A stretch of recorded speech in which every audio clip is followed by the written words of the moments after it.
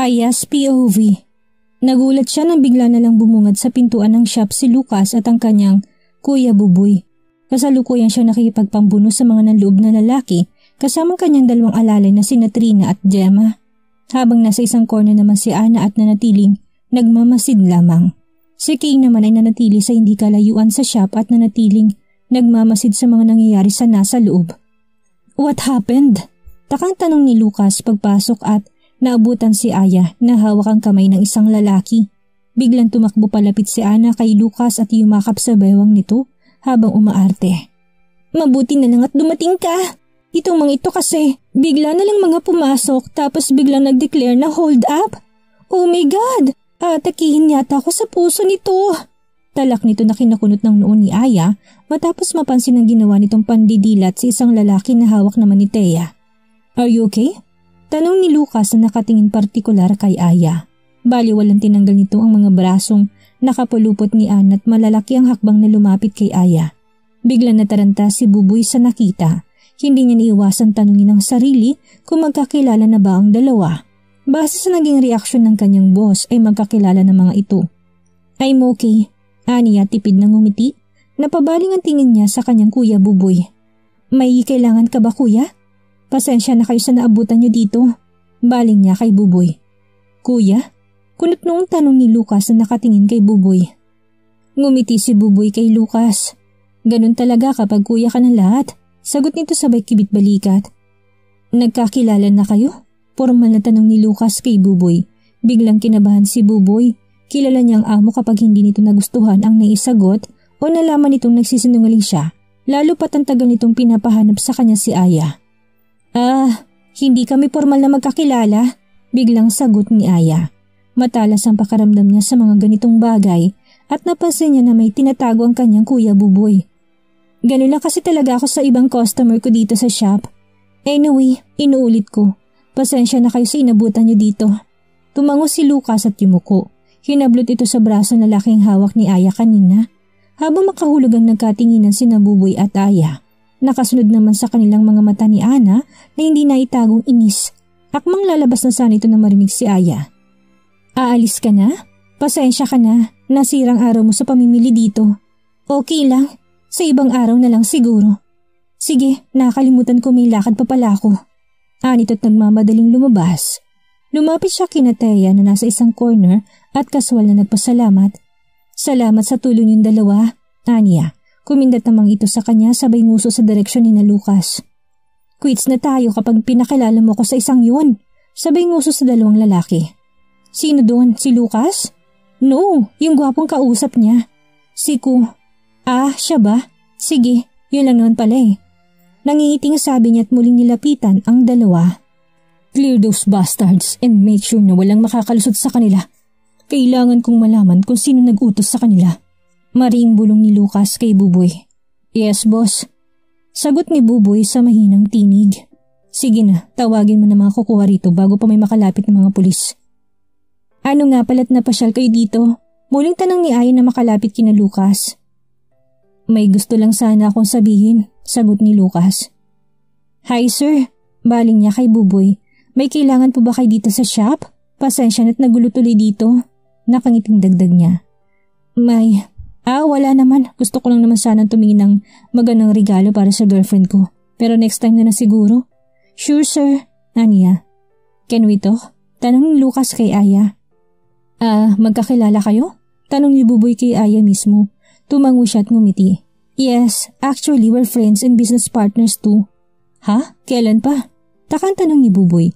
Bigla napansin itong pangunot ng noo ni Lucas kaya natigilan to. I'm sorry, medyo nabigla lang ako. Alam niyo na. Kayo magkakilala ba? Balik tanong ni Aya. Hindi nakasagot kaagad si Buboy. Kanina lang sa labas at nalaman ko na pulis pala siya. Mabutit hindi na tayo mahirapan sa mga yan. Sabay nguso sa mga lalaki na loob. O paano sir, kayo na munang bahala sa kanila ha? Pulis? Kunot noong ulit niya at kailan pa naging pulis ang kuya niya? Sa pagkakaalam niya nagtatrabaho ito sa isang malaking kumpanya at hindi pulis. May tinatago ba talagang kanyang Kuya Buboy? Yes, kaya hayaan mo na muna mga yan sa kanya. Sandali lang pala. At lumingon kina Thea at sinanyasan na lumapit ang mga ito. May gusto nga palang makilala ka, aniya kay Buboy. Silang mabubuting taong tumulong sa akin kanina. Sila si Gina at Thea. Guys, sila naman sina Buboy at Lucas. Nice to meet you girls, ani Lucas. Same also, ani Buboy at nagkamay ang apat. Pwede na ba kitang makausap sandali? Baling ni Lucas kay Aya. Sure, doon na lang muna tayo sa loob ng opisina ko at bumaling sa tatlo. Maiwan ko na muna kayo dito ha? Sure, si Thea. Pumasok siya sa kanyang opisina na kasunod si Lucas. Maupo ka muna at kukuha lang ako na maiinom. Kaagad naman tumalima si Lucas. Hindi na, dumaan lang muna ako para ipaalam sa'yo. Para saan ba yan? Tanong niya. Muli siyang pumihit para maupo. I'm attending a party tomorrow night. Gusto ko sana ikaw ng muse ko. Kung hindi ka masyadong busy. Kaninong party ba yan? A friend? Sige, wala naman akong gagawin bukas. I'm going to fetch you around 6 p.m. Sure. O paano, mauna na rin muna ako. May importante pa kasi akong appointment ngayon eh. Kita na lang ulit tayo bukas. At tumayo na to. Sige, ingat. Ikaw din. Ikaw dapat ang nag-iingat para hindi na maulit ang nangyari kanina. Yeah, I know. Salamat din. Tumango ito. I have to go. Tumango na lamang si Aya at magkasabay silang lumabas sa shop. Maayos na sa labas at wala na rin ang mga lalaki ng gulo kanina. Ganun din ang kanyang kuya Buboy at sina Thea. Wala na si Lucas nang muling makatanggap ng tawag mula kay Casey Aya. On the way na ako ngayon at nakasunod sa best friend mo. What? Bakit naman pumunta ka mag-isa? Tinawagan mo sana si Thea. Don't worry, aalamin ko lang naman kung saan pumupunta ang babaeng to. Alam ko na may nag-utos sa kanya at ang nangyari kanina hindi nagkataon lang. I'm sure na sila rin na may pakana kagaya na lang nung sa mall last week. Okay, pero mag-iingat ka pa rin. Mahirap na. Oo naman. Anyway, nakita ko kanina na pumasok diyan si Lucas. Yup. He's inviting me to be his muse sa party tomorrow. Oh, I see. How sweet naman. O paano, off na muna ako ha? Mamaya na lang ulit tayo mag-usap. Okay, update na lang kita mamaya. Sige, bye. Bye. Kasalukuyan silang nag-aayos ng mga nanggulong gamit sa loob ng shop ng isang grupo ang bumungad doon. Sino kayo tanong kailangan nyo? Matapang na hinarap niya mga ito. Maangas na sagot ng isa. Nasaan sila? Sagot ng tila pinaka-leader sa mga ito. Matangkad ito tila ibang lahi. Sino sila? At bahagya pang nilingon ng kanyang paligid. Hindi ko alam kung sinong hinahanap mo. Kilala mo kung sinong tinutukoy ko. Mabangis na sabi nito. Hindi nagpatinag at nagpakita ng takot si Aya sa mga kaharap kahit pa ang lumapit pa ito ng husto sa kanya. Ayusin mo sumagot dahil baka hindi mo magustuhan ang pwede namin gawin sa'yo, miss. Nakangising sabi nito na sinabayan pa ng hagod ng malasawang tingin sa buong katawan ni Aya. Hindi ko alam kung sinong hinahanap mo. Kapag hindi pa kayo umalis dito, tatawag na ako ng pulis. Matapang na sagot niya. Bigla siyang hinablot nito at inilapit ang mukha nito sa kanya. Inamoy pa nitong kanyang leeg dahilan para kilabutan siya. Mabango. Anito't biglang dinilaan ang kanyang leeg dahilan para mapipiksi siya. Ngunit biglang hinawakan itong braso niya ng mahigpit. Let me go! Marin, sabi niya sa lalaki habang nagtitimping sumabog ang galit. Gusto ko yan, palaban. Bulong nito na sinabay ng hablot ang mahaba niyang buhok sa likuran dahilan para mapatingala siya rito. Mukhang gaganahan lalo si Manoy nito ah. Ano, game ka ba? Sabi nito kay Aya. Lumabas ang pagkamanyak ng lalaki. Maglaway ka, manyak! Hindi mo ko matitikman. Over my dead body! Aniya sabay dura dito. Bigla siya sinampal ng lalaki, ngunit hindi man lang siya natinag sa kinatatayuan. Takot na nakatingin ng iba niyang staff sa kanila. Bilang ganti, ubod lakas niyang sinipa ito sa pagkalalaki nito, kaya napahiyaw ito sa sakit habang nakayukong nagtatatalon. Nagalakha ng mga kasama nito. Ano boss, kaya pa ba? Tukso nito. Nagalit na bumaling ditong amo at biglang hinugot ang baril nito sa bewang at pinutok sa lalaking nagtanong. Bumagsak ito sa sahig at namimilipit sa sakit dahil sa tama ng baril sa hita nito. Gusto mo bang subukan ako? Nanlilisik ang mga matang tanong nito kay Aya habang umahakbang palapit sa kanya. Ni hindi man lang nagpatinag sa takot si Aya, ngunit nanatiling alertong isip na pwedeng gawin ng lalaki. Lumabas na kayo kung ayaw niyo abutan kayo dito ng mga pulis. Matapang na utos niya sa mga ito na tinawanan lang ng lalaki at walang sabi-sabing hinablot siya muli sa kanyang braso. Hindi niya hinayaan na muling lumapat ang palad nito sa kanyang balat. Biglang nagkantsawan ng mga lalaking kasama nito kaya mas lalong nag-init ito sa galit. Muling hinablot si Aya, ngunit mabilis nang nahilang braso nito at pinilipit dahilan para mapasigaw ito sa sakit. Kinuha nitong baril na nasa bewang nito, ngunit mabilis na nahablot yun ni Aya at nalaglag sa sahig. Sinipa niya yun muli pataas at nasalo. Mabilis na tinutok niya yun sa lalaki. Sige, kapag hindi kayo lumabas, mapipilitan akong iputok to sa'yo. Banta niya sa lalaking pinaka-leader. Hintatakot na napaatras ito habang nagbabaga sa galit ang mga mata. Ano na boss? Labas! Singhal nito sa mga kasama at muling binalingan si Aya. Sisiguraduhin kong pagsisisihan mo to. Hindi mo ko matatakasan. Matigas at mariing banta nito. Then, we'll see. Matapang na sagot ni Aya at nilabanan ng titig nito.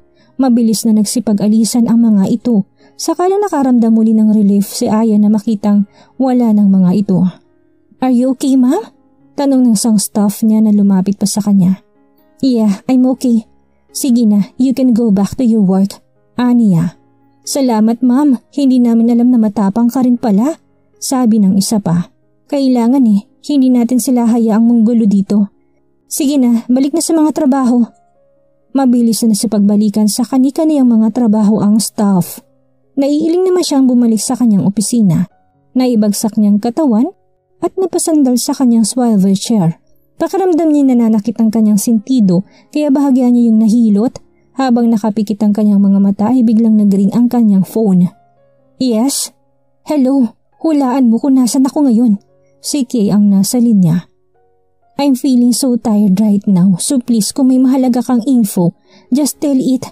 I'm not feeling well for guesting. Anya. Oh, sorry.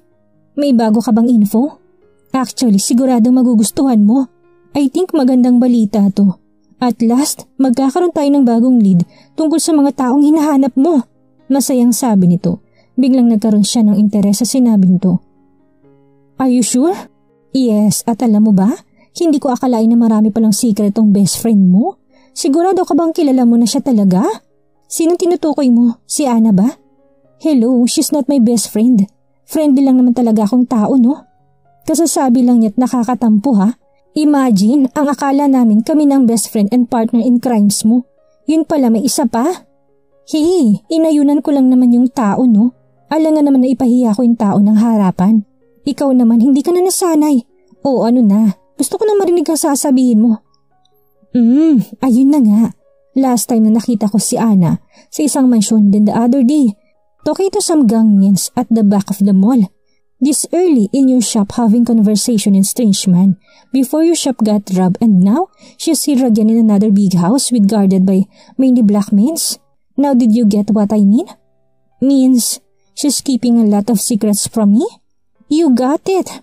At ngayon na may clue ka na, I think ikaw na rin ang may abilidad na malaman na mas malalim pang pagkatao niya. Pero nasabi niya na sa akin na wala siyang mga magulang? And do you believe on her? No, but considering that she was my friend too, I didn't overthink it if she didn't tell me anything. Just like me, I have a lot of secrets too. That is why? Yeah, I got it.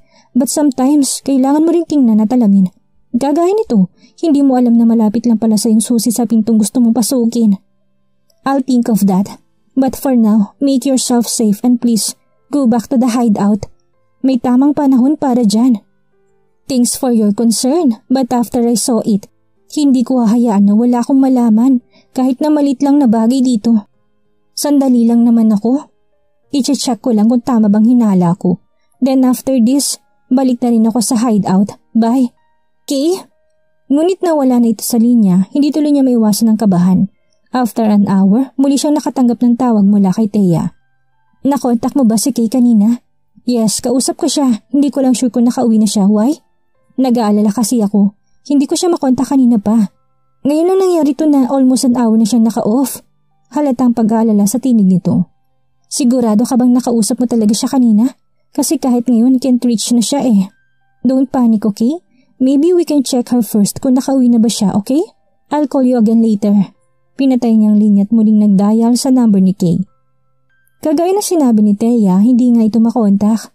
Maging ang hideout ay walang sumasagot sa kanya. Nagsimula siyang mag-alala para dito. Nasaan ka ba? Tinignan niya kung open ang location nito kagaya ng ginagawa nila, ngunit hindi niya rin malocate. Oh God, please, don't let anything bad happen to her. Tiningnan niya ang oras at napansing malapit na mag-alas 11 ng gabi. Where did she go? Nainis na payukyuk siya at napasubsob ang mukha sa palad. Kung pinilit lang sana niya kaninang malaman ang lokasyon nito, sana hindi siya mahirapan na hanapin ito kung nasaan ito ngayon.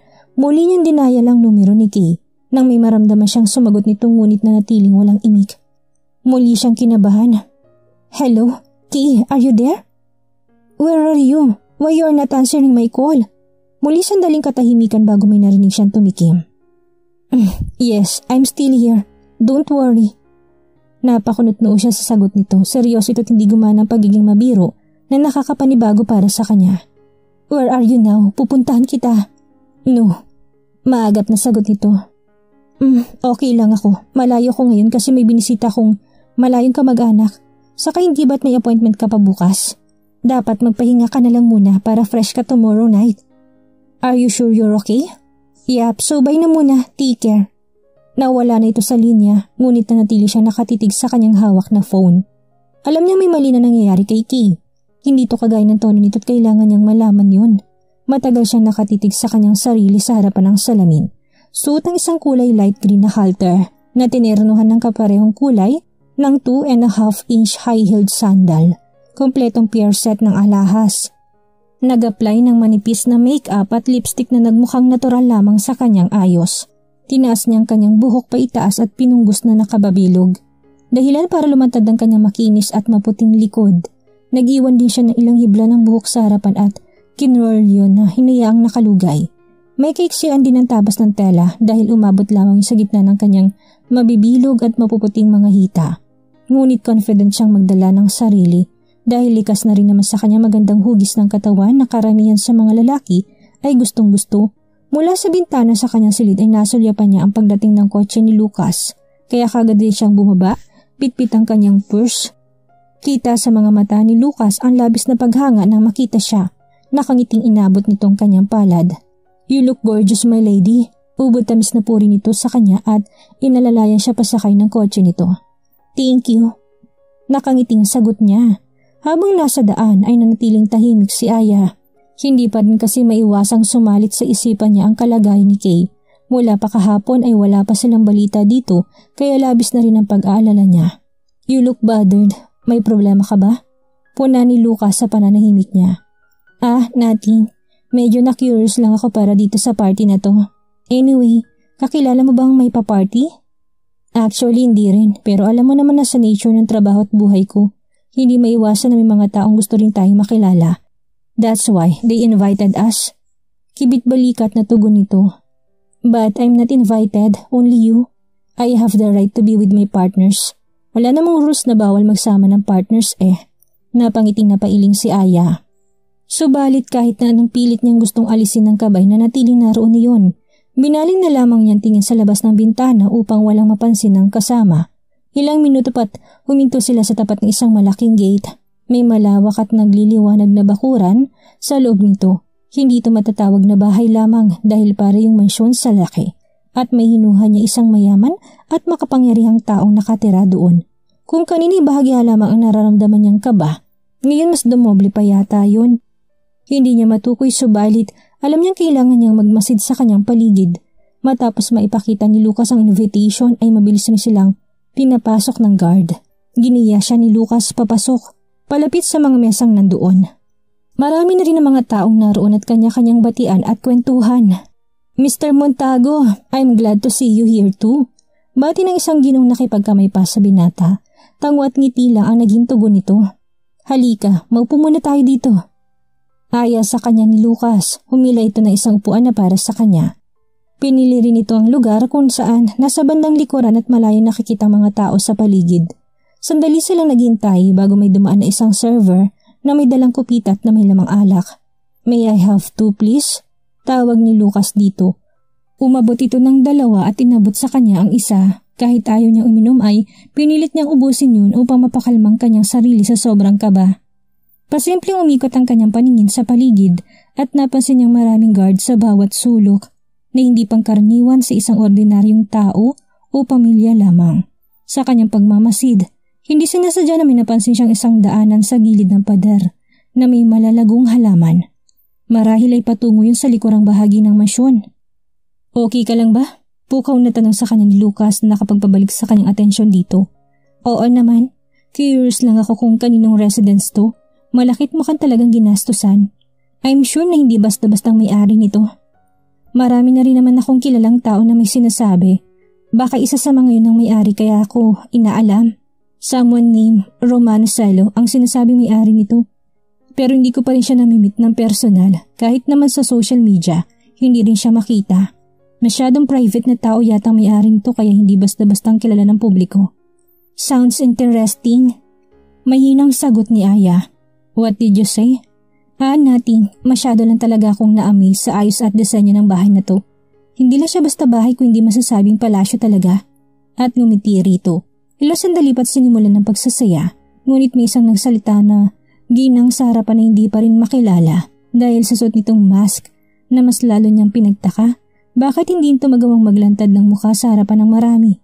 Sa kalagitnaan ng pagsasaya, tumayo si Lucas at inabot ang isang palad niya. Why? Takang tanong ni Aya. Let's dance. Masyadong nakakahalina ang tugtugin para sa isang kagaya mo na makasama ko sa gitna para magkapareha sa pagsasayaw. Seryosong sabi nito habang titig na titig sa kanyang mga mata. Kibit balikat na tinanggap niyang palad nito. Sure, iginiya siya ni Lucas sa gitna at sumabay sa tugtugin habang banayad na sumasayaw sila. Nakayapa sa bewang niya ang isang braso nito habang isa'y nakahawak sa kanyang palad. Kapwa nakatitig sila sa isa't isa hanggang sa unti-unting naglapit ang kanilang mga mukha.